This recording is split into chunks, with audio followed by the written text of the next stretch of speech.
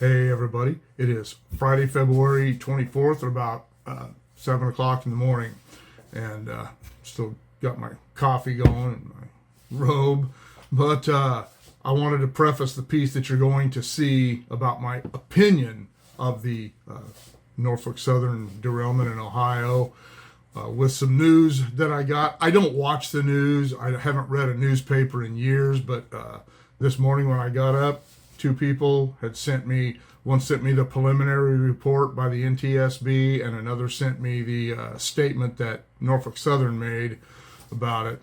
And I thought that it was important. And also, I've had a few people mention in comments, send me emails and messages that I should do something on wayside detectors.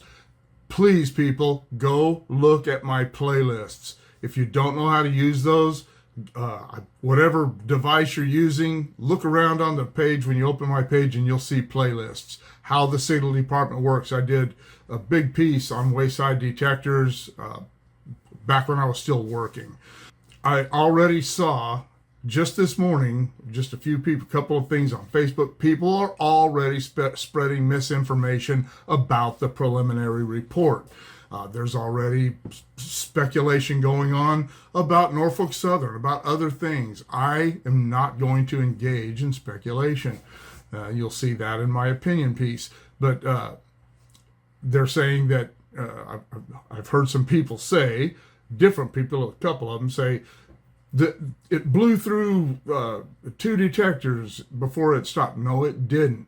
The way detectors work is they measure the difference between, first off, what an axle is supposed to be and what it is, and differences between both sides of the axle. And there are certain tolerances for that. And if it goes beyond that, it will trigger an alarm, which happened at the third detector.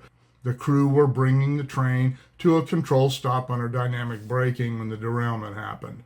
And if you read the report, it talks about that axle on the 23rd car, and that they have all this stuff, but they still haven't said that was what caused this. Is that probably what caused it? I don't know. We'll find out when they get their report done. It seems pretty likely, but then again, I don't know. But I've heard some other things that somebody called somebody and nobody did anything about it. And I don't know. I haven't heard that. It's certainly not part of any record that Norfolk Southern put out or that the NTSB put out.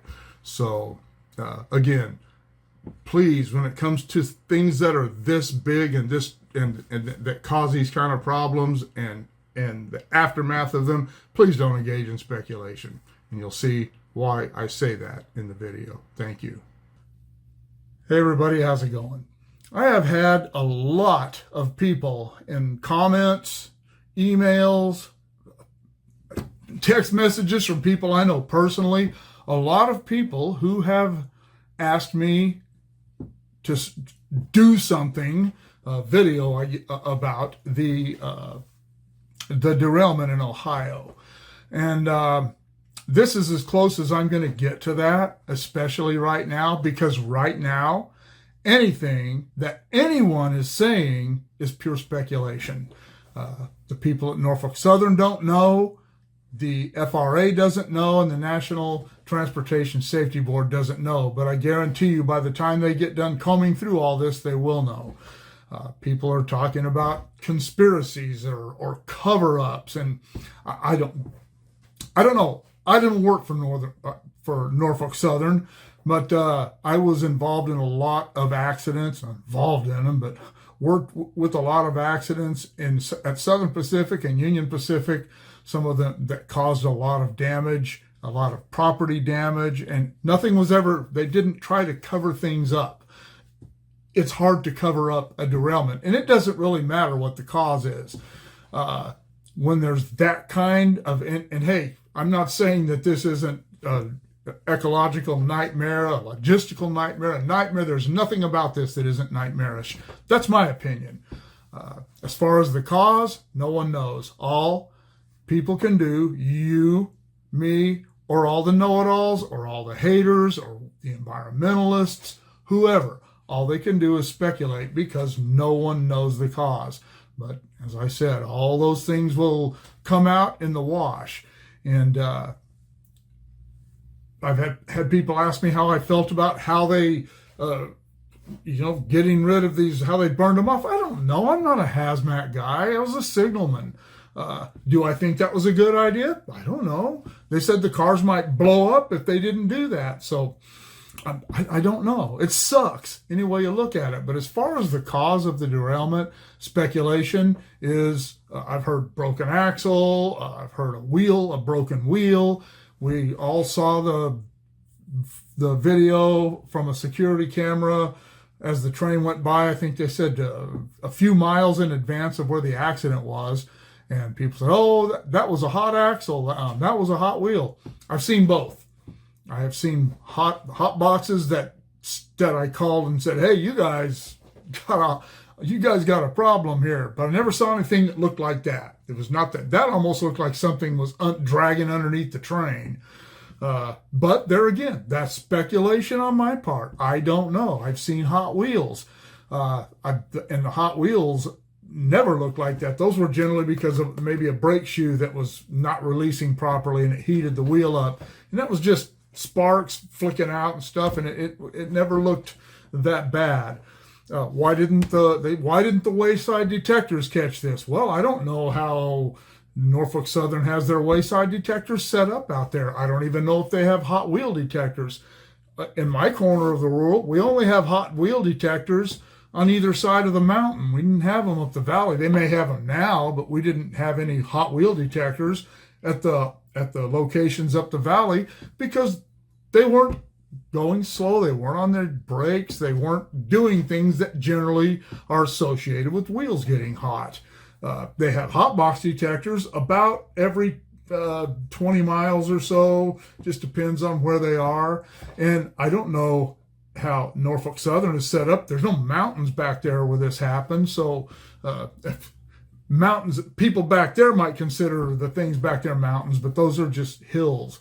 And there's nothing that's, as I said, generally associated with that. But then again, I don't know. Maybe they do have hot wheel detectors. Maybe the train had just gone by a detector when the problem started happening. It doesn't take long for something that's going bad to get worse, especially if you're talking about a fully loaded car. And again, it has nothing to do with the length of the train or any of that. If a broken axle or something like that or a hot box was part of the problem. Those happen all the time. That's why we've had hot box detectors ever since I worked for the railroad in 1979. And it's why we had people in the cabooses prior to that to watch out for that kind of stuff. So it's been happening for a long time. It's nothing new, has nothing to do with train lengths. I read a piece that said it was that car. That car doesn't know how long that train is. It doesn't know how heavy that train is. It's just whatever's on that car is on that axle. And it wouldn't matter if it was a local of 10 cars or I don't know how long that train was. Be honest with you, I didn't read that far into it because it doesn't make any difference. I don't know. I'm not going to jump on any bandwagons. I'm not going to engage in the speculation of what actually happened because I don't know. I wasn't there. I didn't see the tapes on the hot box detectors, and that's something that the railroads have. And they go by these detectors. They leave records. It's all microprocessor stuff. It's not like some secret thing. They just go download that stuff, and it is what it is. Will the railroads cover that up? No, I don't think so. The FRA is going to want to see those tapes. The NTSB is going to want to see those tapes. And the railroad's not going to be able to say, oh, we didn't have them or we ran out of paper. It's not the way it works. Whatever happened is going to come out in the wash. It's, as I said, it's a terrible, terrible thing.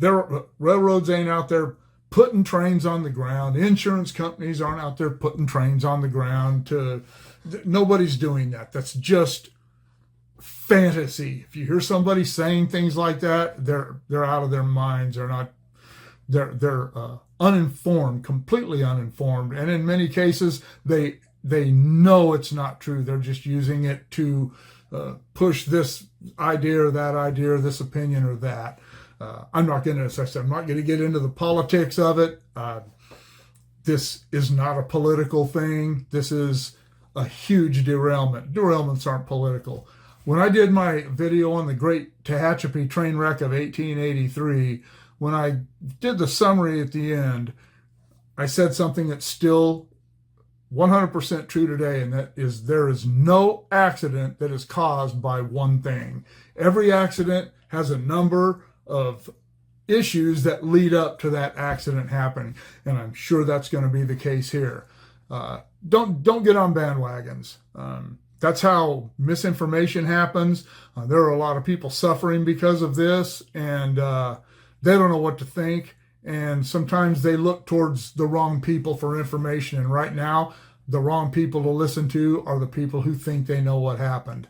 There's no one who knows exactly what happened yet. So let's wait and see what happened. Let the people who are paid and trained to figure these things out, figure it all out. And as I said, please don't jump on bandwagons. Don't pass on information that you hear from somebody because they have a cousin or somebody they know that worked for a railroad or works for Norfolk Southern or is in the FRA.